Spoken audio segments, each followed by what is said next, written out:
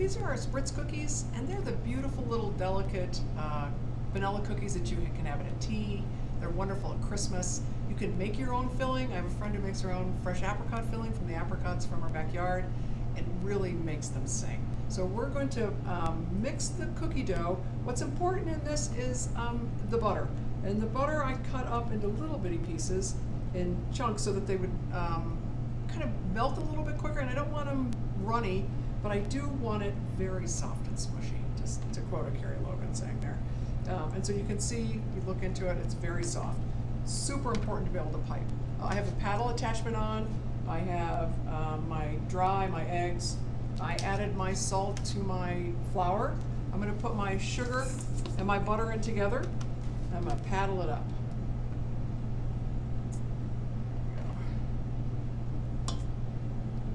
Like I said, the butter, because these are a piped cookie, and that means you have to be able to get it through a tip, out of the bag,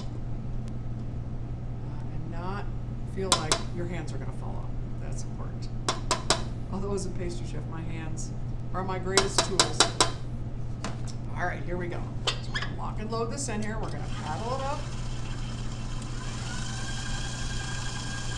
Really get it well incorporated. Put that sugar in there. You can see I've got a little sugar on the bottom, so I'm gonna scrape it here in just a minute. I'm gonna paddle it up a little bit more. My butter is just the right temperature. Like I said, you don't want it liquidy, you want it just this on the edge of smushy is what we're looking for. So like I said, to pipe them, super important. Scrape your paddle down, get it all in there. Put your sugar, add a little sugar kind of laying in the middle where it likes to do. There's that little divot that drops in the bowl. You don't want any product to stick down in there. You want to get everything up and in there. I have my 2 eggs, which I'm going to add and incorporate. Together here. Very nice mise en place, compliments of Chef Stephen. And it's going around. You can see the egg, you get the warm butter, and it's going to need a good scrape before I add the dry ingredients. And I want to make sure I get my paddle scraped too. A lot of product can kind of hang out there, and we don't want that. And I want to get these eggs, more than one egg, really incorporated well. I'm not really trying to add a whole lot of air necessarily, because it's not like, right, it's a little gentle, delicate tea cookie that can be piped in many different ways. The way we're going to do it is just kind of how we teach it. It's good practice. You're using a pastry bag, you're working on your piping skills, so that's why we do it that way. You can make these chocolate, right? And you can just kick out dry for dry by weight and make a beautiful chocolate, tender chocolate Spritz cookie. All right, there those guys are in there, and I'm going to get my flour incorporated in.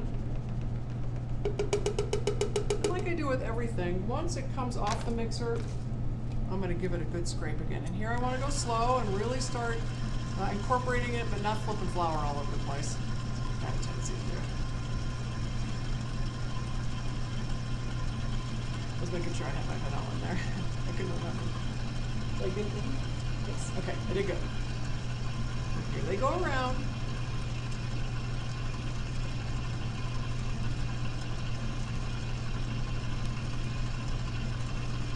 So really, a lot of that flour is going to pull that dough up off the sides. You can see it start to pull itself together and to incorporate. Turn it up a little higher. Really get all that product mixed very well. Let the mixer do its job. There we go. A little bit more. Okay, and I think that looks pretty spot on. What we're going to do next is we're going to pull it off the mixer. I'm going to scrape it down real good, which I'll show you how I do it each time. And we're going to get ready to load our bags, use a number 828, and pipe these cookies. We're going to pipe the Spritz. We're going to pipe the Spritz cookies.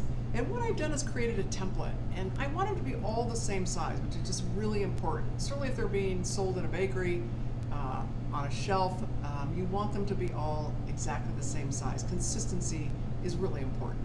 So what I've done is I have taken a small deli cup, and I use the bottom, which I think is a good size. You can really pipe them any way you want to. And I have gone through and used my marker and placed it down, and then I've used the base of this to then come in and create a template So I have a template that shows where I'm gonna pipe all my cookies.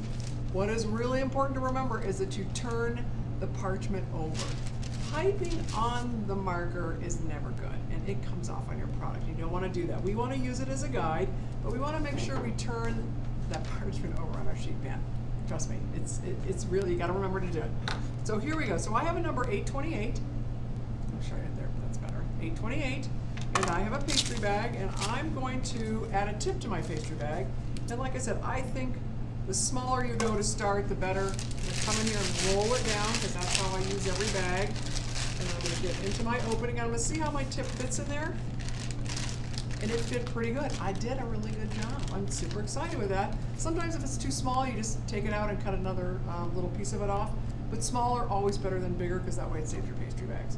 Also, what we're gonna do is we're gonna fill these bad boys with a little bit of raspberry filling. And I have some raspberry filling that is pre-made, and it's lovely. And I'm just gonna use the round tip, so I'm not gonna actually put a metal tip or any kind of pastry tip in here. And to let you know, the tip that we're using, the larger 828, is a pastry tip. Decorator tips and pastry tips, two different things. Decorator tips are meant to decorate cakes. Pastry tips, I'll get it out right, are used in the pastry shop. So I'm gonna lock and load my raspberry filling in here, because that's what I'm gonna fill my cookies with. And I wanna get that done before I pipe. We wanna get this done quick, because we don't want that butter setting up. So I'm gonna load my raspberry filling in here. Oop, there we go, I'm gonna get some out of here. All right, and each time, my hand is nice and neat and clean, really important. And then I'm gonna drop this down. I'm gonna cut the tip off. It's important to follow where the little piece of plastic goes. You don't want that to become in any product. And then I'm gonna load this down here. And I have a bag of raspberry filling ready to go. And I'm gonna fill my cookies with. So now I'm gonna load my cookies into the bag that has the pastry tip. Let's see if that, here we go. You gotta be quick, because this dough is starting to set up. And that's why you have to start with the butter being just the right, and do not put all the cookie batter in this bag. You will regret it. But we'll come back and do that other half. And I'm gonna bring this down. And the way to pipe these, because the cookie dough can be a little stiff, is to use your twisty and crank. And I'm gonna come in here, and what I do is I pipe and then I pull up. So I'm not on the flat of the sheet pan. I want cookie in there, and I want cookie dough. So I'm gonna come in here and I'm gonna pipe, and then I twist it and pull it off. And I'm gonna do it again. I'm gonna pipe, and I twist it and pull it off each time. Right, and so I have a nice solid cookie there. I'm gonna pipe, and really a twist. And this really is doing all the work for me. And then when I twist it off at the end, it makes a little space where I'm gonna put my raspberry filling, and that makes it work really good. And we're gonna do it right inside those circles. These guys don't spread much. There, so that's what we want them to look like. Let's put it a little closer. And I have a little hole right in the center. And what I'm gonna do is I'm gonna come in, and where I have that space, I gotta say, the filling is one of my favorite parts, so I always overdo the filling. That makes me very happy. Right, and what we do, we bake these guys very quickly. We just, oops, I almost lost them. Very quickly, we just want a little golden halo around them. Sometimes 9 minutes maybe. We're gonna check and see. I'll put a timer on them, but I'm gonna come in and pipe all my cookie dough inside of all my little circles and finish it with my raspberry filling. I'd get cookie dough done first before I ever pipe the raspberry. And then we're gonna load these in the oven. Our Spritz cookies are done, and I wanna show you what we're gonna look for. I keep talking about the golden halo, and what that means is they're light brown on the edges. Here they come around. Light brown on the edges, which gives us a nice crunch on the edge, but that means they're baked all the way through. They're tender in the middle, crispy on the edge. We have the raspberry filling. It's a perfect buttered tea cookie. It's great with a cup of coffee, or in the afternoon if you're having a formal tea. It's just perfect, and like I said, you can switch out any of the fillings if you like. And oh, and I think I baked them 14 minutes at the most, but you're gonna look for what I'm telling you when you get your buttered tea cookies out of the oven.